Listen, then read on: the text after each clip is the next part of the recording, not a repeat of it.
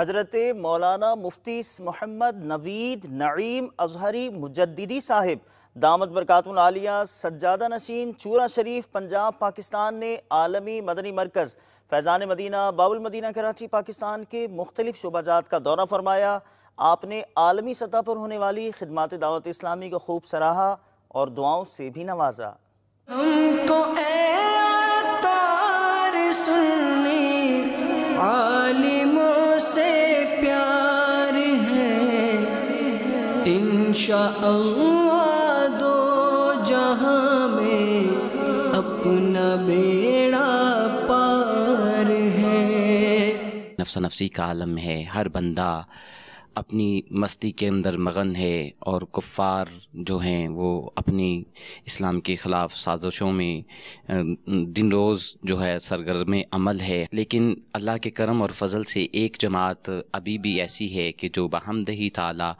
آقا کریم صلی اللہ علیہ وسلم کے پیغامات اور آقا کریم صلی اللہ علیہ وسلم کی سنت اور میرے کریم آقا صلی اللہ علیہ وسلم کی شریعت پر اس وقت کام کر رہی ہے، جس کا نام دعوت اسلامی ہے۔ بحمدہ تعالی دعوت اسلامی کے ہر شخص کو دیکھ کر میرے کریم آقا صلی اللہ علیہ وسلم کی سنت مبارکہ یاد آتی ہے۔ دعوت اسلامی کے جتنے بھی مبلغین، جتنے بھی مریدین، جتنے بھی آئمہ حضرات نظر آتے ہیں، سب کے سب میرے کریم آقا صلی اللہ علیہ وسلم کی سنت امامہ شریف سجا کر، میرے کریم آقا صلی اللہ علیہ وسلم کی سنت داڑھی شریف سجا کر درس کا سلسلہ دیتے ہیں۔ دعوت اسلامی کی ایک اور بڑی مہربانی ہے کہ جو دعوت اسلامی کے جو مدنی قافلے سفر کرتے ہیں،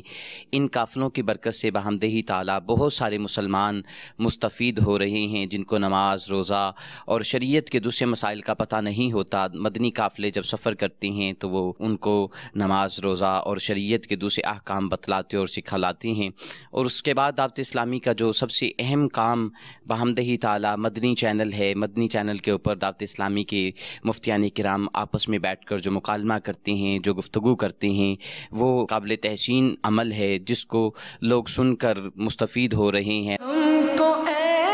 عطار سنی عالموں سے پیار ہے، انشاءاللہ دو جہاں میں اپنا بیڑا